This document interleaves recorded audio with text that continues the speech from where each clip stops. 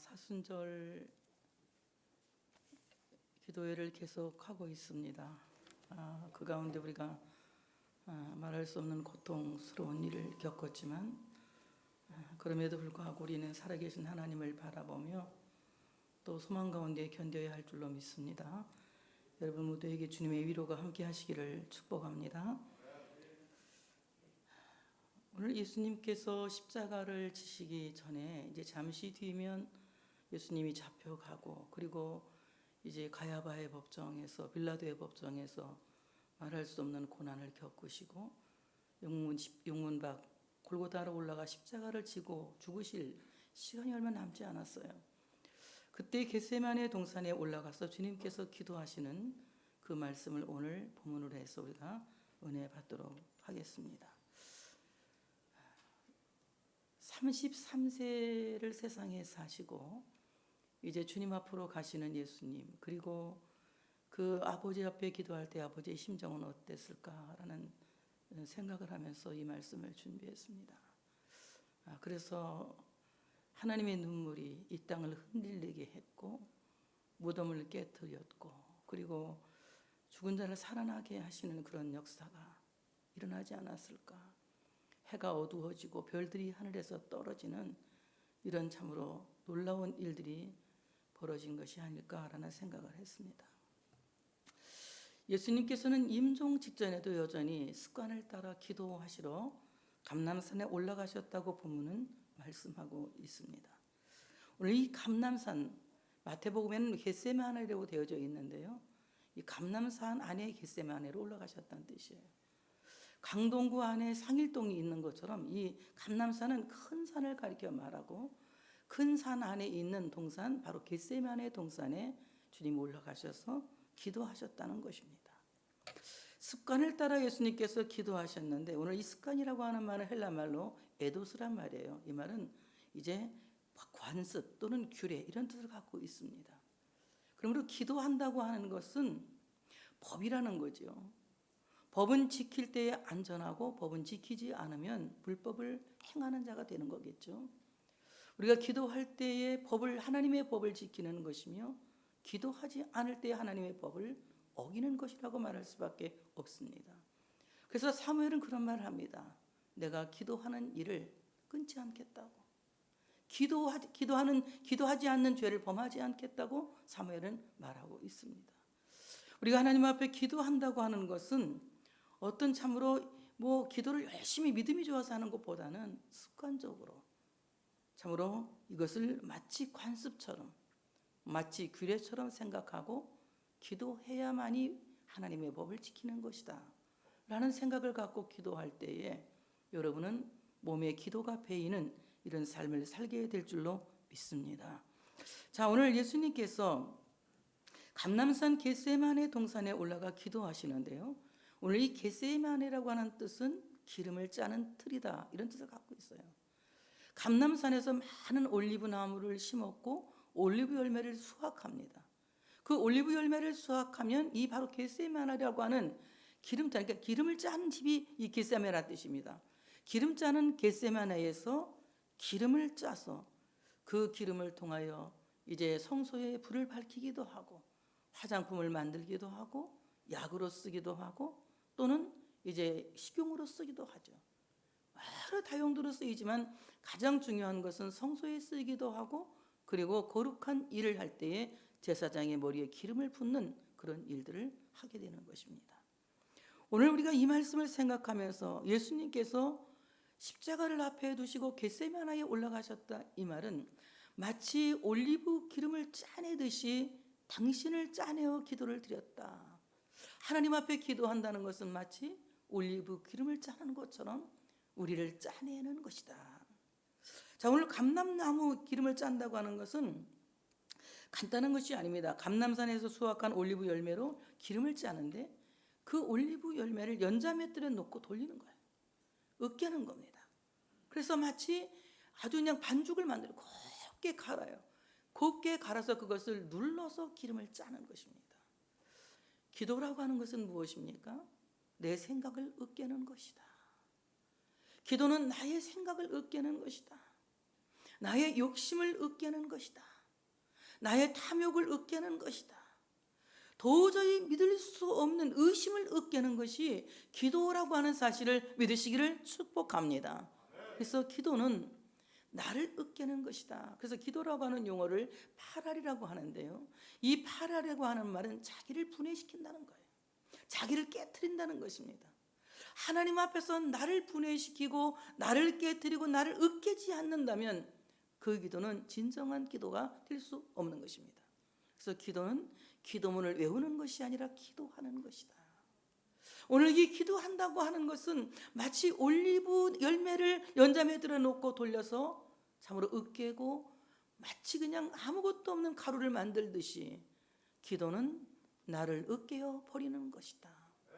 내 생각을 으깨어 버리는 것이고, 내 욕심을 으깨어 버리는 것이고, 나의 의심을 으깨어 버리는 것이 기도다. 만약에 이것이 걸러지지 않는다면, 내가 으깨지지 않는다면 정말 순수한 감람유와 같은 기름이 나올 수가 없는 것이다. 기도를 통하여서 참으로 내가 으깨지고 내가 부서지고 내가 완전히 깨질 때에 거기에서 하나님의 성소를 밝히는 불이 나오는 것이다.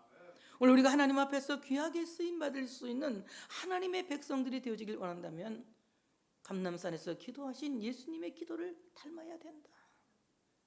마치 기름을 짜듯이 나를 으깨고, 마치 기름을 짜듯이 내 생각을 버리는, 그래서 내 안에서 순수한 예수만 나오고 순수한 예수의 정신만 나오고 순수한 하나님의 사랑만 나올 수 있는 크리스찬이 되어질 때에 여러분을 통해서 교회가 밝혀지고 세상이 밝혀지고 온누리의 하나님의 사랑이 밝혀지는 이런 귀한 역사가 일어나게 된다고 하는 사실을 믿으시기를 축복합니다. 예수님께서 습관을 따라 감람산에 가실 때에 제자들도 따라서 올라갔다고 말씀하고 있습니다. 그런데 다른 성경에는 베드로, 야고보, 요한이 따라갔다고 말씀하고 있어요. 다 간 것이 아니라 예수님의 이 슬픈 고민에 참석할 수 있는 세 제자가 예수님을 따라가서 그 기도에 동참하고 있는 것입니다. 예수님께서는 그들도 함께 기도하기를 원하셨죠. 그리고 그들에게 말씀하십니다. 유혹에 빠지지 않게 기도하라고 말씀하고 있습니다. 오늘 이 유혹이라고 하는 말은 단순한 그냥 뭐 이렇게 남에게 받는 그런 유혹이 아니라 인간의 죄성에 기인한 시험이에요. 네가 인간의 죄성에 기인한 시험에 빠지지 않기 위해서 기도해야 된다. 내가 죄의 영향권으로 들어가지 않기 위해서 기도해야 된다. 우리는 늘 죄 가운데 노출되어 살고 있는 사람들입니다. 세상은 죄가 관영하고 우리는 언제든지 죄의 유혹을 받을 수 있는 그런 삶 가운데 살고 있어요. 그런데 우리가 이 죄의 영향권으로 들어가지 않으려면 깨어서 기도해야 된다는 거예요. 유혹을 받지 않기 위해서 자신을 으깨고 유혹을 받지 않기 위해서 자신을 깨트리는 이런 사람들이 되어질 때에 우리는 유혹의 영향권으로 들어가지 않을 수가 있다. 우리 머리 위로 참새가 많이 지나가죠. 우리 머리 위로 지나가는 참새를 막을 길이 없습니다. 이것은 마치 우리는 수없는 유혹을 받는다는 거예요. 그러나 참새가 내 머리에 앉는 것은 내가 막을 수 있는 거예요. 참새가 내 얼굴에 똥을 싸게 하는 것은 내가 막을 수 있는 것입니다. 그러므로 우리는 죄의 유혹을 받지만 죄의 영향권으로 들어가지 않는 것은 기도해야 된다는 것이에요. 기도하지 않으면 우리는 죄의 영향권으로 들어갈 수밖에 없는 것이며 죄를 따라 살 수밖에 없다고 하는 것입니다. 오늘 성도를 쓰러뜨리려고 하는 사탄의 유혹을 기도 없이 이긴다는 것은 감당할 수 없는 일이다. 우리가 이 사탄의 유혹을 이길 수 있는 것은 기도만이 감당할 수 있는 것이다. 기도만이 감당할 수 있는 것이다. 코로나가 참 나빠요. 너무 나쁘지만 또 하나 또 장점도 있기는 해요. 제가 여러분 이름들 매일매일 부른다. 우리가 기도하면서 매일매일 여러분들 이름을, 가족들 이름을 사돈의 8층까지 이름을 부릅니다.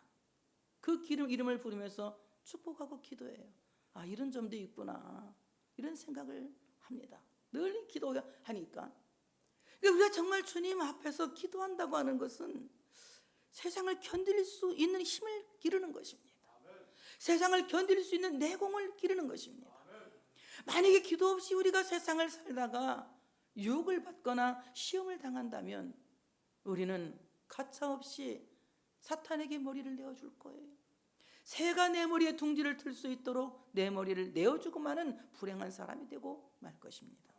그러므로 성도를 쓰러뜨리려고 하는 사탄의 유혹을 기도 없이 이긴다는 것은 감당할 수 없다는 것을 기억하시고 예수님처럼 기도할 수 있는 여러분들이 되어주시기를 축복합니다. 그러므로 예수님의 겟세마니의 기도는 십자가 연자 맷돌에 자기를 으깨어 사탄을 이기신 기도다. 이것은 무엇을 암시하고 있습니까? 잠시 뒤에 예수님께서 십자가라고 하는 연재 맷돌에 자기를 으깰 것을 암시하고 있는 거예요. 예수님은 십자가에서 자기를 으깨어 마치 연자 맷돌에 가는 올리브처럼 자기를 으깨어 찢고 부서뜨리심으로 말미암아 세상의 유혹을 이기셨을 뿐만이 아니라 십자가에서 내려오라고 하는 사탄의 조소와 사탄의 유혹을 이기셨다고 하는 것입니다. 때때로 우리는 사탄에게 많은 조소를 받지요. 너 믿는데 하나님이 어디 계시느냐? 너 기도하는데 하나님이 어디 계시느냐? 네가 그렇게 열심히 하나님을 사랑하는데 하나님은 과연 너를 위해서 무엇을 하시느냐? 많은 힐난과 조롱과 그리고 많은 핍박을 받을 수 있습니다. 그렇지만 우리가 그런 많은 핍박과 많은 어려움을 겪지만 결국 하나님은 우리로 하여금 시험을 이길 수 있도록 도우시는 분이라고 하는 사실을 믿으시기를 축복합니다. 그러므로 예수님은 십자가 연자 맷돌에서 자기를 으깨어 자기를 부서뜨리심으로 말미암아 사탄의 올무에서 그 백성들을 건져내셨다. 우리 모두가 하나님 앞에서 이렇게 깨지고 부서짐으로 말미암아 시험을 이길 수 있는 우리 모두가 되어져야 할 줄로 믿습니다. 예수님께서 그들을 떠나 돌 던질 만큼 가서 무릎을 꿇고 기도하여 이르시되 아버지여 만일 아버지의 뜻이거든 이 잔을 내게서 옮기시옵소서. 그러나 내 원대로 마옵시고 아버지의 원대로 되기를 원하나이다. 예수님이 돌 던질 만큼 제자들과 조금 떨어져서 기도하셨다는 거예요. 오늘 이것은 굉장히 주님께서 안전거리를 지키셨다고 생각합니다. 예수님의 그 슬픈 기도를 듣고 베드로와 야고보와 요한이 어떻게 반응했을까요? 그 기도에 직접적으로 참석해서 예수님의 그 슬픈 기도를 들었다면 어떻게 반응했을까요? 예수님이 십자가를 지고 죽으실 것을 가르치실 때에 베드로는 예수님을 붙잡고 야단을 쳤습니다. 왜 그렇게 믿음 없는 소리를 하느냐고, 왜 죽는다고 말하느냐고 예수님을 꾸중하면서 야단을 친 사람이 베드로예요. 그때 예수님께서 사탄아 내 뒤로 물러가라고 말씀하셨습니다. 만약에 이들과 주님이 아주 가깝게 밀착해서 그 슬픔을 표현하셨다면 그들은 어떻게 반응했을까가 궁금합니다. 저는 아마 난리가 났을 것 같아요. 예수님 그런 기도 하지 말라고 막 입을 막 던지면 무슨 수가 났을 것 같아요. 예수님은 기도할 때도 항상 인격적인 거리를 유지하셨다고 하는 것입니다. 여러분 우리 모두의 각자의 고통이 크고 각자의 아픔이 크지만 우리는 항상 사람과의 안전거리를 지키고 하나님께 가까이 가야 할 줄로 믿습니다. 사람과의 안전거리를 지키지 못하고 있으면 우리는 하나님께 가까이 갈 수 없는 것입니다. 사람과 조금 떨어질 때 그는 예수님은 하나님께 더 가까이 나가신 거예요. 아버지께 더 가까이 나가신 것입니다. 그러므로 우리는 사람의 생각으로부터 조금 떨어져야 하고 인간의 생각으로부터 조금 떨어져야 하고 육신의 생각으로부터 조금 떨어져야 된다고 하는 것입니다. 예수님께서 배에서 사람들에게 하나님의 말씀 산상구원을 가르칠 때에도 배를 타고 조금 떼어서 떨어져서 하나님의 나라를 가르치셨어요. 항상 조금 떼어 있으시고 안전거리를 유지하시면서 이제 주님은 주님께서 하실 일을 다 하셨다고 하는 것입니다. 우리 모두가 여러분 조금 떨어지지 못한 상태에 머물러 있습니까? 그리고 그 시험으로부터 여러분을 완전히 격리시키지 못하고 시험 안에 빠져 있습니까? 우리는 내가 그 시험을 바라볼 수 있도록 내 염려를 바라볼 수 있도록 내 고통을 바라볼 수 있도록 그 염려와 고통과 시험으로부터 조금 떨어져서 객관적으로 나의 시험을 바라볼 수 있는 영적 눈이 있어야 된다고 하는 사실을 믿으시기를 축복합니다. 이렇다면 우리가 얼마나 건강하겠습니까? 우리는 사실 그런 객관성이 없기 때문에 너무나 시험에 밀착되어져 있고 유혹에 밀착되어져 있고 염려와 근심에 밀착되어져 있습니다. 그래서 그 근심을 어떻게 풀어야 할지 하나님의 해답을 듣지 못하는 거예요. 그 염려를 어떻게 해결해야 될지 하나님의 해답을 들을 수가 없는 것입니다. 하나님의 해답을 듣기 위해서는 문제로부터 조금 떨어지는 연습이 필요하다고 하는 사실을 믿으시기를 축복합니다. 문제로부터 조금 떨어지는 이 연습이 우리에게 필요해요. 너무 어려운 일이지만, 너무 힘든 일이지만 그 문제로부터 조금 떨어져서 하나님이 이때에는 나에게 무엇라고 말씀하시는지, 하나님이 그때 어디에 계시는지, 그리고 하나님이 그때 나를 어떻게 만지고 계시는지 바로 거기에서 하나님을 깊이 경험할 수 있는 우리 모두가 되어져야 된다고 하는 사실을 믿으시기를 축복합니다. 예수님께서는 제자들과 조금 떨어져 나가서 무릎을 꿇고 기도하십니다. 마태복음에는 얼굴을 땅에 대고 기도하셨다고 나와요. 마가복음에는 땅에 엎드려서 기도했다고 나오십니다. 이 모든 세 가지 제스처가 다 아주 다급할 때 119 기도를 드릴 때 하는 제스처입니다. 얼굴을 땅에 대고 하는 기도, 땅에 엎드려져서 하는 기도, 무릎을 꿇고 하는 이 기도는 간절한 마음을 표현하는 기도예요. 예수님께서 이 기도는 하나만한 기도가 아니라 꼭 필요한 하나님의 해답을 듣기 위해서 기도한 것입니다. 하나님이 이 지금 현 상황에 어떻게 답하고 계시는지 하나님의 답을 듣기 위해서 주님은 무릎을 꿇었던 거예요. 주님은 얼굴을 땅에 대시는 것입니다. 그리고 땅에 엎드러진 것입니다. 주님의 해답을 듣기 위해서 우리 모두 주님 앞에 무릎을 꿇어야 할 줄로 믿습니다. 급하지 않은 사람 아무도 없을 거예요. 답답하지 않은 사람 아무도 없을 것입니다. 하나님의 해답을 듣고 싶어 하지 않는 사람이 아무도 없을 것입니다. 그 하나님의 해답을 듣기 위해서 우리는 하나님 앞에 무릎을 꿇어야 된다는 거예요. 얼굴을 땅에 대야 된다는 것입니다. 땅에 엎드려져야 된다는 것입니다. 그러므로 우리는 땅의 것을 기대하는 것이 아니라, 땅에 소망을 두는 것이 아니라, 땅의 대답을 듣고 싶은 것이 아니라, 하나님이 내가 이렇게 땅에 엎드려졌을 때 땅에 엎어진 나를 보시고 어떻게 대답하실지 그 대답을 듣기 위해서 우리는 하나님의 무릎을 꿇어야 된다고 하는 사실을 믿으시기를 축복합니다. 예수님께서는 겟세마네에서 기도하실 때에 아버지여 라고 기도하십니다. 아버지여, 아버지여, 만일 아버지의 뜻이거든 이 잔을 내게서 옮기시옵소서. 그러나 나의 원대로 마옵시고 아버지의 원대로 되길 원합니다. 아버지를 한 절에서 3번을 말씀하겠습니다. 아버지, 오늘 아버지, 아부, 아빠, 아버지 이 말입니다. 굉장히 친근한 마음으로 하나님 아버지 앞에 다가간 거예요. 아빠, 아버지, 이 잔을 내게서 옮겨가게 할 수는 없나요? 그러나 나의 원대로 마옵시고 아버지의 원대로 되기를 원합니다. 우리는 모두가 하나님의 자식들입니다. 출애굽기 4장 22절에 말씀하시기를 여호와의 말씀에 이스라엘은 내 아들 장자라 이렇게 말씀하셨어요.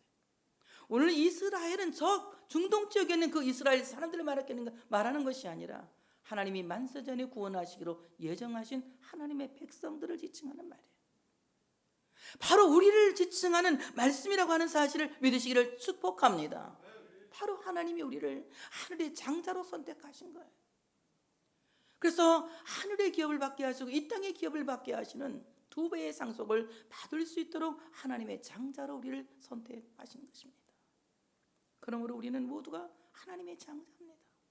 하나님을 아빠, 아버지라고 부를 수 있는 자격이 있는 것이며 하나님을 아빠, 아버지라 부를 수 있는 권한이 있는 것이에요. 그러므로 아버지요, 너무 친근한 말이 아닙니까? 우리말로 아버지 하지만 히브리 말로 아빠, 아버지 말입니다. 다 같이 아빠, 아버지, 아빠, 아버지. 주님이 우리를 주님의 창자로 선택하신 것입니다. 신명기 32장 6절에는 그는 너를 지으신 너의 아버지가 아니시냐. 그는 너를 지으시고 세우셨도다. 바로 하나님은 나를 지으신 아버지다. 나의 심장 폐부를 지으시고 나의 모든 형상을 지으시고 내 삶을 지으시고 내 인생을 지으신 나를 지으신 아버지이시다. 그 아버지가 나를 지으시고 나를 세우셨다. 그러므로 내가 이렇게 오늘 그리스도 안에 서 있는 것은 하나님이 나를 지으시고 그 아들로 세우셨기 때문이다. 이제 우리 모두가 하나님이 나를 지으시고 하나님의 자식으로 세우심에 감사할 수 있는 우리가 되어져야 할 줄로 믿습니다. 예레미야 31장 9절에는 나는 이스라엘의 아버지요 에브라임은 나의 장자니라. 나는 내가 택한 구원가기로 택한 나의 백성들의 아버지다고 말씀하는 거예요. 사무엘하 7장 14절에는 나는 그 아비가 되고 그는 내 아들이 되리라. 그러니 우리 모두는 하나님을 아버지라 부를 수가 있는 거죠. 오늘 예수님께서 겟세마네 기도에서 하나님을 아버지라 부르짖으며 기도하신 거예요. 아버지, 아버지라고 기도하시면서 만일 아버지의 뜻이거든 이 잔을 내게서 옮기시옵소서. 이 고난의 잔을 내게서 옮겨주시기를 원합니다. 이 죽음의 잔을 내게서 옮겨주시기를 원합니다. 이 십자가의 잔을 내게서 옮겨주시기를 원합니다. 그러나라는 말씀입니다. 그러나 나의 원대로 마옵시고 아버지의 원대로 되기를 원합니다. 라고 기도한 겁니다. 만일 아버지의 뜻이거든 이 잔을 내게서 옮겨주시옵소서. 그러나 나의 원대로 마옵시고 아버지의 원대로 되기를 원합니다. 하나님의 뜻이면 이 잔을 옮기시고 하나님의 뜻이면 그냥 그대로 이 잔을 받게 하기를 원합니다. 라고 기도한 거예요. 오늘 이 뜻이라고 하는 말은 섭리라고 하는 말입니다. 하나님의 섭리. 여러분 하나님의 섭리를 가만히 보면 어떤 때는 너무 이상할 때가 많아요. 그 제가 판단을 늘 생각을 했어요. 그런데 이번에 경민이가 천국 가면서 제가 생각을 한 게 있습니다. 하나님의 섭리는 인간의 이성으로 이해하면 이해할 수가 없는 거예요. 하나님의 섭리는 인간의 이성으로 이해하는 것이 아니라 하나님의 섭리는 하나님의 뜻으로 받아들이고 순종하는 것이다. 믿음으로만 하나님의 섭리를 알 수 있는 것이지 어떻게 인간의 이성으로 하나님의 섭리를 이해할 수 있겠습니까? 그런다면 얼마나 원망스럽고 얼마나 답답하고 얼마나 기가 막히겠습니까? 33살 되신 예수님께서 죽음을 앞에 놓고 드리는 기도예요. 이해됩니까 여러분? 아버지가 원하시면 살 수도 있고 아버지가 원하지 않으면 죽는다는데 인간의 감정으로 인간의 논리로 이해할 수 있는 말씀입니까? 그러나 우리가 하나님의 섭리를 받아들이고 하나님의 섭리를 믿고 하나님의 섭리를 순종할 때에 하나님의 섭리를 받아들이면 가능해지는 것입니다. 칼빈은 그런 말을 합니다. 하나님의 섭리의 빛이 일단 경건한 사람 위에 비치면 그는 전에 자기를 누르던 극한 불안과 공포에서 뿐만 아니라 모든 염려에서 구원과 해방을 받는다. 하나님의 섭리를 받아들이면 그리고 하나님의 그 섭리가 경건한 사람에게 비치면 경건한 사람이라 믿는 사람이란 얘기예요. 하나님의 섭리가 경건한 사람 믿는 사람에게 비치면 그는 전에 자기를 누르던 극한 불안과 항상 우리 마음속에 염려가 있죠. 죽음에 대한 염려가 있습니다. 불안한 마음이 있어요. 저도 어릴 때 할아버지 할머니 곁에서 잤습니다. 왜냐하면 동생들이 많으니까 저는 이제 태어나자마자 할머니 할아버지 데려갔다 하더라고요. 그래서 젖 먹을 때만 엄마한테 갖다 줬대요. 그러니까 할아버지 할머니하고 아기 때부터 크는데 조금 컸어요. 제가 손만큼 큰 것 같아요. 할아버지가 막 자다 보니 코를 골아요. 돌아가시는 줄 알았어요. 얼마나 울었나 모르 자다가 막 앉아갖고 막 큰 소리로 막 울었어요. 우리 할아버지 자다가 깨갖고 왜 우냐고 물어보세요. 할아버지 죽지 말라고. 할아버지 죽을까봐 겁난다고 그래서 막 울어서 할아버지 죽으면 나는 못 살 것 같다면서 울었어요. 했더니 할애비 안 죽는다. 걱정하지 말고 자라고 그래요. 근데 그때뿐이죠. 또 자다가 또 막 염려가 돼요. 우리 선우가 가끔 그래요. 요즘 가끔 자다가 울어요. 왜 우냐면 할머니 죽을까 봐. 죽지 말으라고. 그러면서 이게 꼭 뭐 심은 대로 걷는다더니 내가 어릴 때 할아버지한테 그랬더니 얘가 일어나 이 생각이 들어가요. 막 그렇게 울어요. 왜 그렇습니까? 인간은 모두가 죽음에 대한 불안한 마음이 있는 거예요. 어이구 우리 성진이 누구냐? 산진이냐? 성진이 죽었어. 이게 써고 있으니까. 인간은 다 이런 불안한 마음이 있죠. 죽음에 대한 불안한 마음. 그 죽음에 대한 이 고통스러운 마음이 있습니다. 그런데 하나님의 섭리를 받아들이면 그 불안한 공포에서 벗어나고 모든 염려와 구원에서 해방을 받게 된다. 기독교에는 운명이라는 것이 없어요. 숙명이 없습니다. 기독교는 섭리만 있을 뿐이에요. 우리는 운명을 믿지 않고 하나님의 섭리를 믿고 그 섭리를 순종해야 된다. 인간의 생사화복 모두가 하나님의 장중에 붙들려 있고 하나님의 섭리 안에 있다는 거예요. 기독교 강요를 제가 이렇게 한번 요약해 봤습니다. 하나님은 우리에게 위험을 미리 알 수 있게 하시며 하나님의 섭리가 있지만 무책임하게 살려는 건 아니에요. 하나님은 우리에게 위험을 미리 알게 하셨으며 불의의 어려움을 겪지 않도록 대비책과 치유 방법도 주셨다. 하나님의 섭리를 우리에게 보이시면서 그 섭리 안에 살면서 위험한 일을 감지하게 하시고 또 그 위험한 일을 겪지 않도록 대비책과 치유 방법도 주셨다. 그렇기 때문에 우리는 하나님께서 우리에게 맡기신 삶을 잘 관리해야 할 책임이 있다.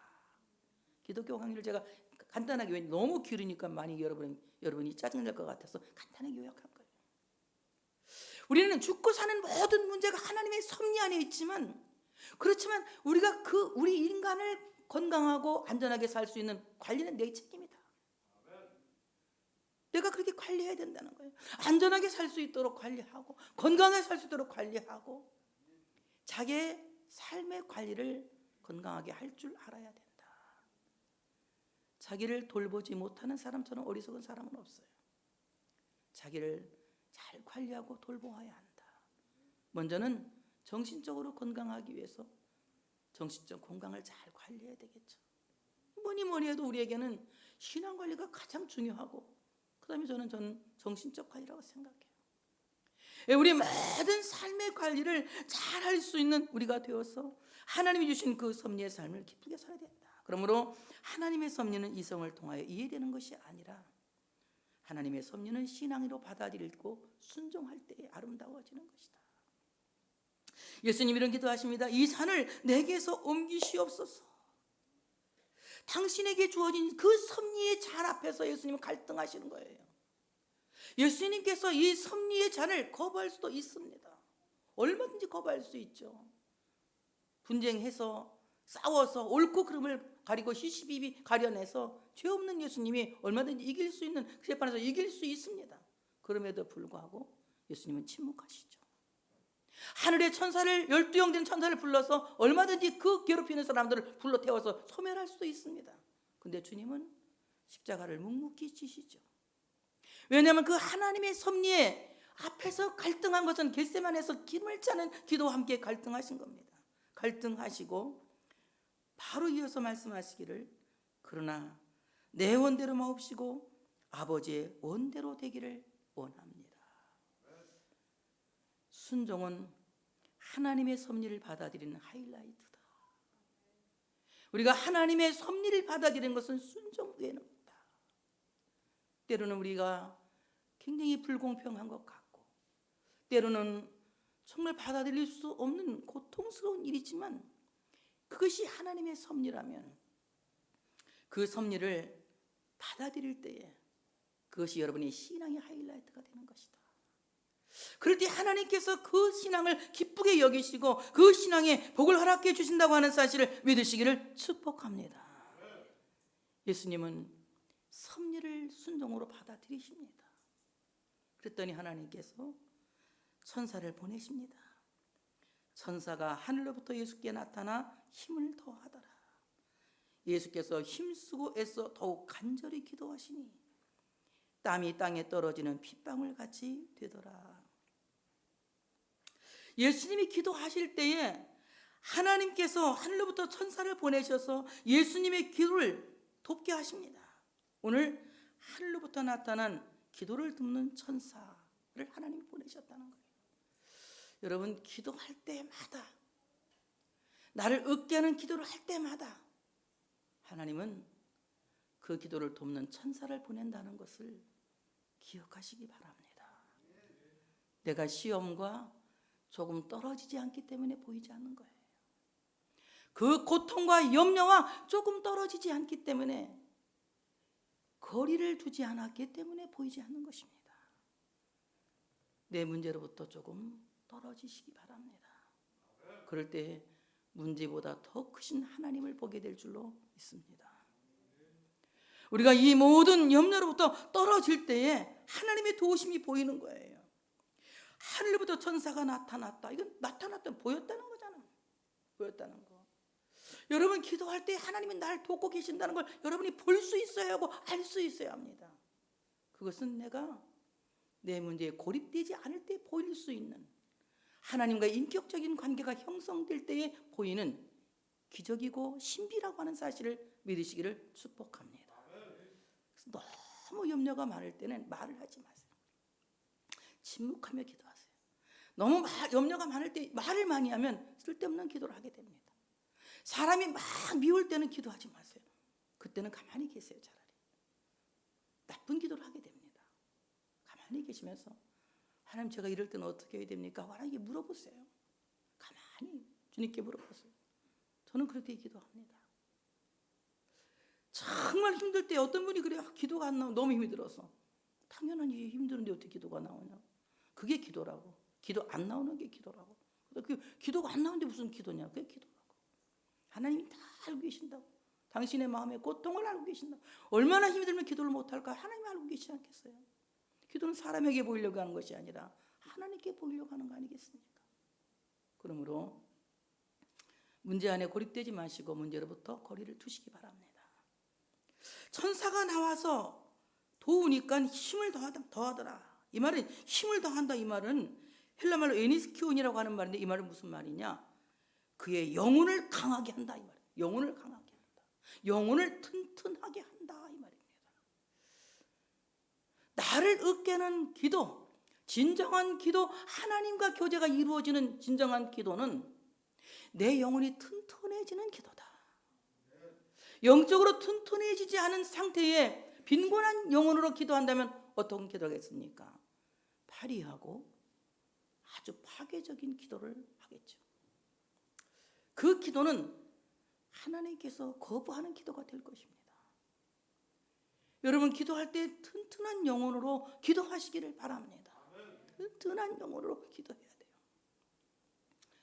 한국 교회처럼 기도하다가 많이 우는 교회가 세계적에도 없다고 그래요. 얼마나 잘 우는지. 한국 교회는 그 우는 내용을 들어보세요. 왜 우는지. 저도 부흥회를 많이 다녀보니까 막 부흥회 가면 다리 뻗고 우는 권사님들 수도 없이 봅니다. 어째요 어째요 하면서 막 땅바닥을 치고 울고, 막 안수하러 가면 막 내 다리를 붙잡고 울고 막 난리쳐요. 그 기도 내용이 다 그래요. 뭐 보면 억울해서 남편 때문에 못 살겠다, 시어머니 구박 때문에 화가 나서 못 살게 되면 대 내용이 막 신세한탄하는 기도예요. 뭐 호박 따먹었다, 남의 호박 따먹었다, 뭐 가지 따먹었다, 이런 거예요. 순전히 우는 게. 아니 왜 가치 없는 눈물을 흘리냐고요, 주님 앞에서. 정말 주님 앞에서 울어야 할 눈물은 주님이 이렇게 울라고 말씀하세요. 너와 내 자녀를 위해서 울라고. 나와 내 자식을 위해서 우는 그 눈물이 가치 있는 눈물이에요. 예루살렘을 위해서 울라, 교회를 위해서 울라고 말씀하세요. 나라를 위해서 울라고 말씀하세요. 우리의 눈물이 가치 있게 흘려져야 된다는 거예요. 가치 있는 눈물. 여러분, 한나가 자식이 없어서 울을 때 자기가 자식 낳아서 출세하려고 울었겠습니까? 그는 바로 아들을 얻어서 이스라엘을 세우기 위한 큰 목적을 갖고 울은 거예요. 하나님이 내게 주시는 그 복이 하나님 나라에서 쓰이기 위해서 우는 것이지, 내 개인적인 욕심을 채우기 위해서 운다면 그 기도는 사사로이 욕심을 위해서 구하는 기도가 될 거예요. 그 기도는 구하여도 받지 못하는 정욕으로 구하는 기도가 되고 말 것입니다. 정말 우리가 하나님 앞에서 튼튼한 영혼으로 기도해야 된다. 영적으로 강건하게 서 있을 때에 여러분의 기도가 하나님이 받으시는 참된 기도가 될 줄로 믿습니다. 그래서 여러분 기도할 때 가장 먼저 자기 자신을 위해 중보하며 기도해야 돼요.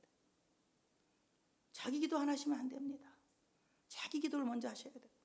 나에게 강건한 영혼을 주셔서 이 시간 건강하게 기도하기를 원합니다.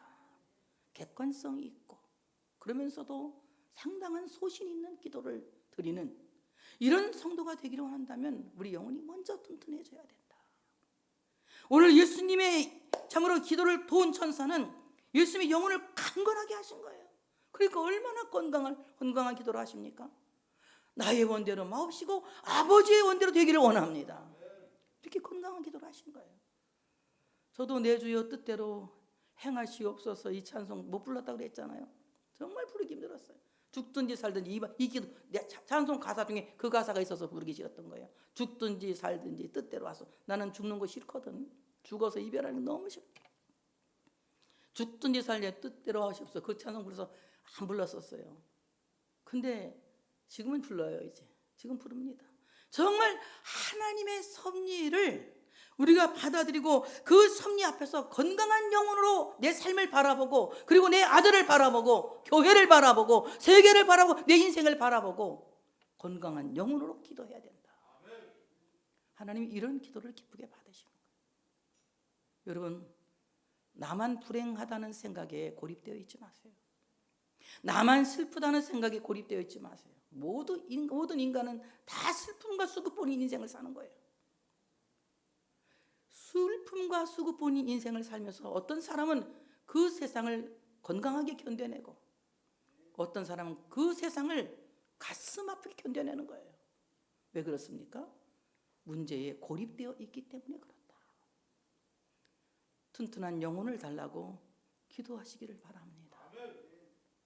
나를 으깨고 나를 부서뜨릴 때에 우리 영혼이 강하게 되어지고 우리 영혼이 건강하게 되어진다고 하는 사실을 믿으시기를 축복합니다. 예수님이 기도하실 때 천사가 등장한 것은 예수님의 십자가의 죽으심이 결국 유대인과 예수님과의 싸움이 아니라 예수님의 죽으심은 사탄과의 싸우는 영적 전쟁이기 때문에 그랬다. 예수님을 십자가에 못 박으면서 그들은 야유하고 비웃고 조롱하지 않습니까? 네가 하나님의 아들이면 십자가에서 내려오라고 얼마나 조소하고 비웃고 주먹질을 하고 욕을 하고 비웃습니까? 저한테 그랬으면 저는 성질이 더러워가지고 자존심이 강해갖고 아마 내려왔을 거예요. 성질 나가지고 존심이 강해갖고. 예수님이니까 참으신 거예요. 그러니까 다행이죠. 예수님이 우리의 죄를 다 뒤집어 쓰셨으니 얼마나 감사합니까? 자, 이렇게 주님께서 참으로 영적 전쟁에서 승리하시는데 오늘 말씀 보니 힘쓰고 애써 더욱 간절히 기도하시니 다 똑같은 말이에요. 힘쓰고 똑같아요. 애써 똑같아요. 더욱 간절히 다 똑같은 말입니다. 얼마나 예수님이 힘쓰고 애써 더욱 간절히 기도하시니 이건 몇 가지입니까? 힘쓰고 애써 더욱 간절히 같은 말을 4번이나 반복하는 거예요. 힘쓰고 애써 더욱 간절히 기도하셨다. 힘쓴다. 헬라 말 아고니아라고 하는 말이에요. 이 말은 무슨 말이냐? 심하게 싸운다는 뜻, 심하게 투쟁한다는 거예요. 예수님은 십자가 앞에서 심하게 싸우신 거예요. 이 잔을 내게서 옮기시옵소서. 일단은 당신의 생각 속에 있는 갈등과 싸우신 것입니다. 그리고 나의 원대로 마옵시고 아버지의 원대로 되길 원합니다. 여기까지 가기에 위해서 힘쓰고 애써 더욱 간절히 기도하셨다. 우리가 주님처럼은 할 수 없겠지만 그래도 알았으니까 닮아가야죠. 알았으니까 닮아가야죠. 힘쓰고 애써 더욱 간절히. 다 같이 힘쓰고 애써 더욱 간절히. 통성기도만 잘하는 교회가 돼서는 안 됩니다. 소리만 잘 지르는 기도는 필요 없어요. 얼마나 내가 하나님 앞에서 힘쓰고 애써 더욱 간절히 기도하는지, 이 기도를 주님이 찾고 계시는 거예요. 여러분 자신과의 싸움에서, 그리고 우리 모든 삶의 고통과의 싸움에서 이기기 위해서 생사를 걸고 싸우는 거예요. 아고니야, 목숨을 걸고 싸우는 겁니다. 그래서 기도는, 다 같이, 기도는 목숨을 거는 것이다. 이것도 명언이야. 뭐라고요? 기도는 목숨을 거는 것이다. 여러분, 기도에 목숨을 거시기 바랍니다. 땀이 땅에 떨어지는 핏방울같이 되더라. 너무 애써서 힘써서 기도하시니까 예수님의 얼굴에 모세 혈관이 터졌다는 얘기가 있어요. 사람이 진짜 막 얼굴에 막 힘쓰하면 이 얼굴에 혈관이 터져갖고 막 이 피가 나오는 수가 있다고 하더라고요. 얼마나 힘쓰고 했어. 간절히 기도했으면 모세 혈관이 터져서 핏방울이 떨어질 정도로 그렇게 간절히 기도하셨다는 거예요. 기도 후에 일어나 제자들에게 가서 슬픔으로 잠든 것을 보시고 이르시되 어찌하여 자느냐, 시험에 들지 않게 일어나 기도하라 하시니라. 그러니까 제자들도 직접적은 아니지만 간접적으로 슬픈 걸 한 거예요. 슬픈 걸 알고 슬픔으로 인하여 잠이 들었다. 고통과 근심으로 인하여 잠이 들었다. 우리의 모습을 그대로 보여주고 있습니다. 근심과 고통이 있으면 하나님께 더욱 힘쓰고 애써 간절히 기도해야 되는데 우리는 어떡합니까? 신앙에 잠들어 버리죠. 하나님이 어디 있어? 하나님이 뭐 날 사랑하지도 않아? 하나님은 왜 내 기도 안 듣는 거야? 점점 우리는 신앙이 퇴보하고 신앙에 잠을 자게 되죠. 제자들의 슬픔으로 잠든 모습은 곧 우리의 모습이다. 기도는 고통과 근심을 회피하지 않고 정면으로 돌파하는 것이다. 여러분의 고통과 슬픔을 회피하지 마세요. 정면 돌파해서 직면하시기 바랍니다. 도망가지 마세요. 도망간다고 슬픔이 달아나는 건 아닙니다. 도망간다고 염려와 근심이 달아나는 것이 아닙니다. 우리는 기도로 정면 돌파해서 승부해야 됩니다. 왜 기도가 자신있느냐? 주님은 기도에 대하여 여러 말씀을 보장하셨기 때문에 구하라 그러면 찾으라 그러면 찾아낼 것이요, 문을 두드리라 그러면 너에게 열릴 것이니라. 믿습니까? 믿습니까? 기도는 보장보험입니다. 보장보험. 그렇기 때문에 기도하셔야 돼요. 정면 돌파하세요. 일어나 기도하라. 죽은 자가 깨어나듯 깨어서 일어나 기도해라. 네가 지금 잠자는 건 죽은 것이다. 죽은 자가 일어나도 깨어서 일어나서 기도하라. 주님이 이렇게 말씀하고 있습니다. 사순절에 우리가 주님이 가신 모든 길을 더듬으면서 말씀을 통하여 은혜를 받고 기도하고 있습니다.